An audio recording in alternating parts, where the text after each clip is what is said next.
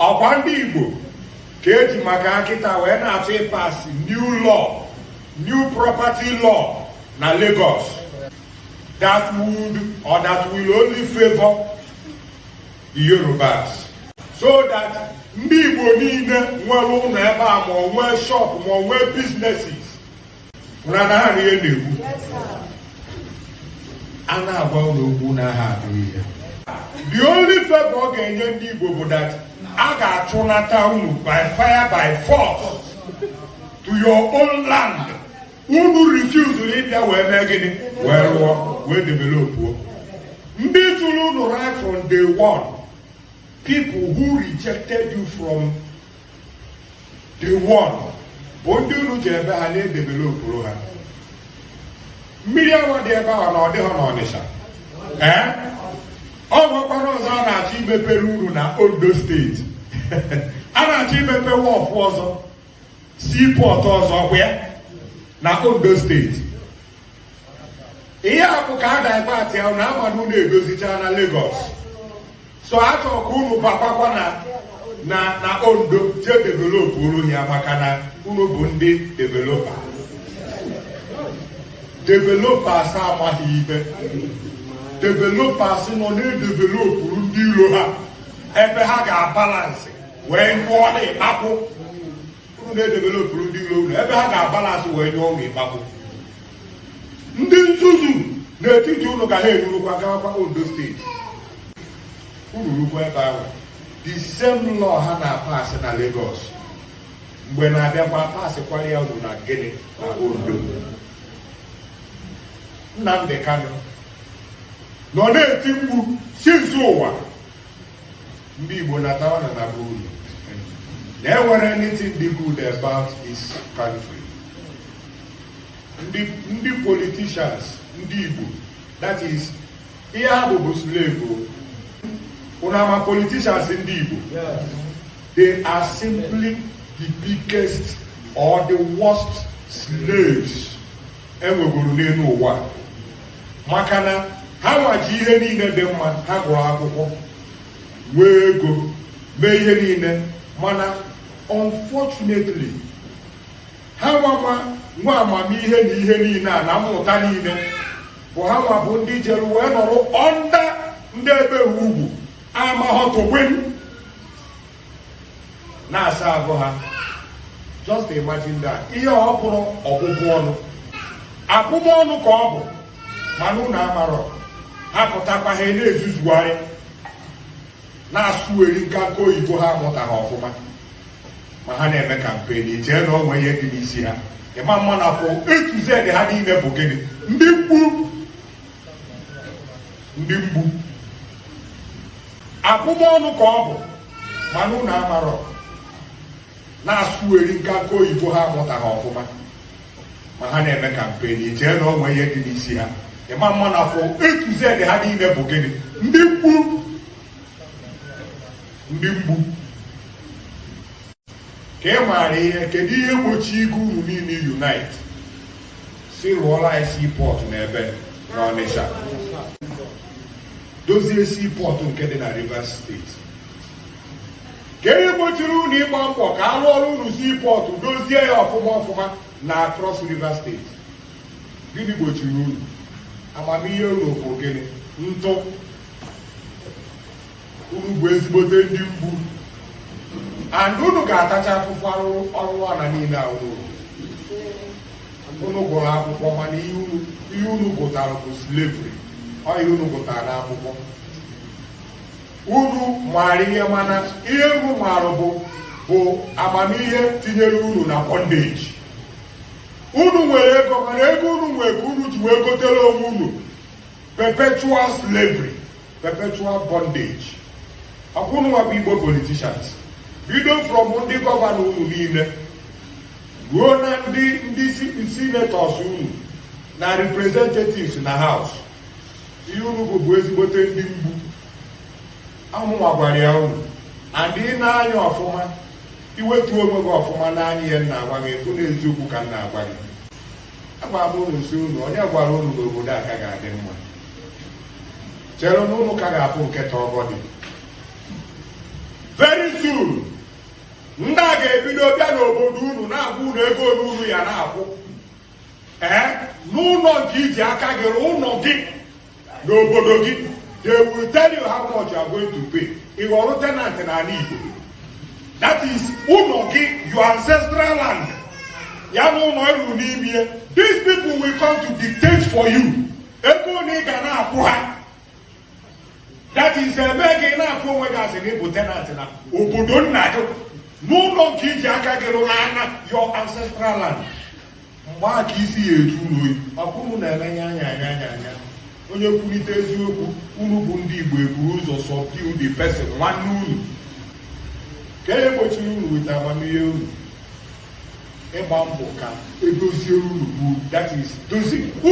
Ka ekweghị edoziri unu, unu nwere the money. Ego ahụ unu ji na-edozi be nke ha. Were unu na ewepụta ihe tụkọọ n'ọnụ rụọrọ onwe unu seaport n'Ọnịsha. Dozie unu nke dị na Rivers State. Ịnwa anwa agba ngwa afịa gị na seaport nke a dị na Rivers State. Just gba ngwa afịa gị nnọọ buru nnọọ kọntena gị si ebe ahụ na-apụta.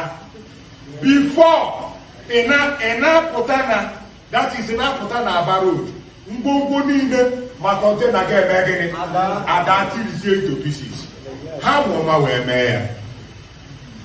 Akpọrọ unu asị, unu eji wee mara ihe chọọ your own lasting freedom unu na campaign for PVC.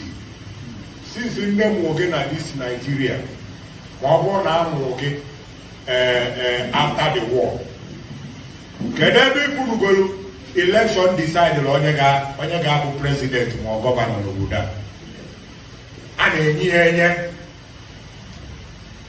gị nwa bụ onye Igbo kpọrọ ha isi ala ma ọ bụ ịnọnyere ha na-apịtọ ịbụ nwoke ibe ha na-apịtọ gịnị ya na-eme na-apịtọgharị aka awụgharị aka somehow. Ya bụ na ha edeghị ihe.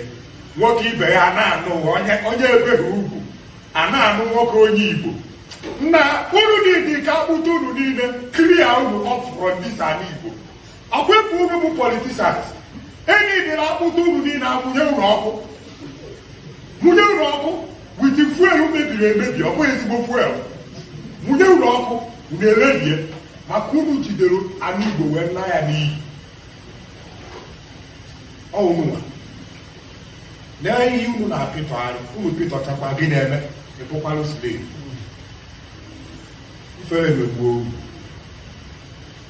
onye kwuasị n'okwuo look at what is enwekwa ike kịta ụfọdụ fụkwa nke a kịta na net asị what is he saying? What is he saying?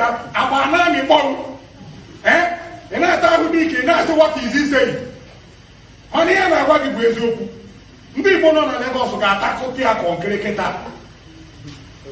Unu ga-atakụta ya ezigbote aja kịta.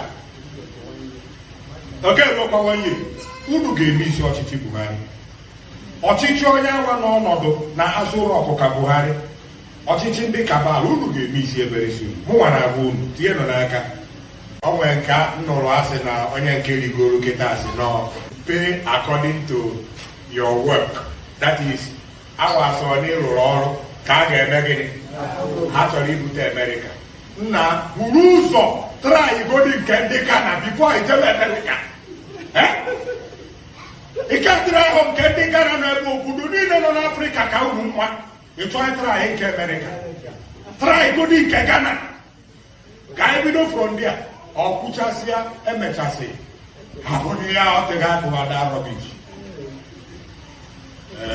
Onye arụghị ọrụ agaghị akwụ ya ụgwọ. Deme onye agha bụ onye kwurie na-eti iwu anwa onye na-ekwuru ndị be ha dolecha ha everywhere ha na-ana ego ọrụ ha eme ọgịrị ha alụghọ. Ndị Igbo nọrọ Lagos mgbe na-abịa mụọ ya abịapụta asị gị na you get this place. Isi yes. That is onye nke atụdo ya egbe na azụ isi nke atụdo n'ihu. Are you living this house or not? Ụlọ ịtara afụfụ were how many hundreds of millions were lụọ. Atụdo ya egbe asị gị are you living here today or not? With ụdị ọla na ụdị ọkpọ ụmụazị na-esi Igbo that is a ga na-abụghị ya dị Igbo. anyị na-eri delibi ahụ delibi ị ka na-achọ ikwu were ọla matọdo na ma shọpụ ma ọ bụ agwa gị ego na ị ga-akwụgharị hundreds of millions ị ga-eme gịnị ị ga-akwụgharị iwe continue ibikwa that place gịnị ka ọ pụtara nnukwute slave ka ịbụ ọba akwana uru ịdị na-agwa ụlọ okwu maka oge nke Jeremaya o nwere mgbe ọrụ Jeremaya decide ya na ya ga-azị na-agwa ndị okwu kama ka ọ bụ na Chukwu gwara ya ka ya mee gịnị ka e dee ya n'akwụkwọ dobe oge na-eru mgbe unu ya na-agụ ya ụfọdụ ndị si na ha bụ ndị chọọchị sọsọ ọ bụ ha na eziokwu anwa agwa aga-esiro from your GU ọkwa GUO or GO ihe unu na-azaghị ọ bụ na eziokwu agwa aga-esiro from your GO then ọ bụghị eziokwu ka ọ bụ ọ ya tinyecha unu niile na bondage unu nọ maka na ịfụ nke anyị white garment ịnụ ha na ka ukwu ọ bụ na eziokwu ihe ebu ụzọ je type what is this one saying mụnwa bụ this one chee na mgbe na-abịa mgbe ya na-achọgharị that one mgbe na-abịa mgbe ya na-efiogharị yes ọkwa mụnwa bụ this one what is this one saying mgbe na-abịa mgbe ọ ga-abụ m ka ị ala ike ka m gwa gị okwu ka ndụ wee bata ya ime and ịnụ ha olu m that is ọ dịghị ka akpati ozu anọ n'akụkụ na-achọkwa ịdonye onye iyi na-agaghị anabata eziokwu shout hallelujah ahụ na ọ ka na-ebido ọkụ ka na-abịa mgbe na-abịa mgbe e ga-eji ọsọ wee chụsịsịa unu n'obodo ndị a niile unu na-akụkọ unu anata by fire by force ndị ofe mmanụ ha nọ asị ifu na onweghị ihe ha ga-eme buru ụzọ ọnụ maka ịfụ ha oju ọnụ ka ha bụ mana kịta onye nke ha nọ ebe a unu ga-afụ ihe ha dị made up of unu ga-afụ datị na ha ka ndị Boko Haram njọ a ga-emekpa unu ahụ that is a ga-amị unu ọbara ịnọrọ ndụ otu asị gị bring your hand and I say wetin wan use my blood to do that you know you dey bring abi you no dey bring ma fuo mblolo ịka amanye gị nzuzu n'ahụ amịa ọbara n'ihu ebe a mịa ya efu ya ka adọgiri ya bọtụ na-emere gị otu a your blood we dey go that is to show you na onweghị ihe ị ga-emewuzi chọọba na ihe uru eme onwe unu ịkọ na BBC eferugo unu warịwa na court ndị ka believe na is a divine mandate ebe divine the highest divine being gwagoro unu nye unu sayensị n'ụdị dị iche iche na mmekọ unu na ndị abịago na njedebe fight for your lasting freedom na-achọ PVC ngwa PVC ahụ ọ bụ ozi nkịta ịkwọcha aka tiere ọkụkọ akị gbanwa mkpuri ọnwụ onye nke pụta je kọmentị under the post see yes leave us let us kwọcha aka tiere ọkụkọ akị ịkwọ gị tie ya by now aka gị ya na-agwa gị ihe ijitere akị maka mkpume etipịachago gị ma mkpụrụ aka by now yet PVC ahụ enweghị uru ọ bara gị ndị mgbu nna ha agbakwa ụlọ ọzọ wanywa na court ka mmalụ mbọsị unu funugo na Naijiria ebe prezident rigochara banye arụrụ a na ha ji wee bugo ya n'ọcha anwa ejegide kọtụ sizi mba na-akwatuo n'ọnya bụ prezident na ọma mbụzi onye nwa bụ prezident rigo kịta ụlọ ọma ọnụ ya nwa na kọntrolu ma judishiarị ma every o nwere ihe ka na-aga ọfụma na Naijiria ọ dị sọpụsigo judishiarị welu ndị nke ya kwa unu ka na-esi ikpe ikpe ngwanụ ka mfụta ọchị ga-emegide ikpe wee si Peter Obi ngwa bịa pụọ na iwin bie kịta ya ka achụtuo Tinubu n'ebe n'obodo nka unu amadị ihe na-eme use amaghị m ka emere uru ihe eme ya ka m ji si na akwụkwọ uru bụ nnọọ rọbish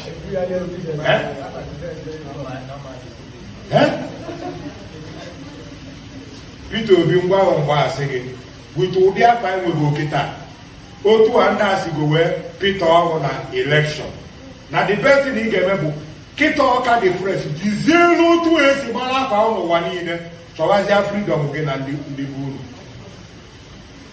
na-akwụgharị na kọt ndị na-ekpu akwa na-anaghị ego nsogbu adịghị unu ekpugide akwa hit uju ka ahụ unu efichagide hit ebe unu achọghị ịnabata eziokwu otu a ka ọ ga-adị unu.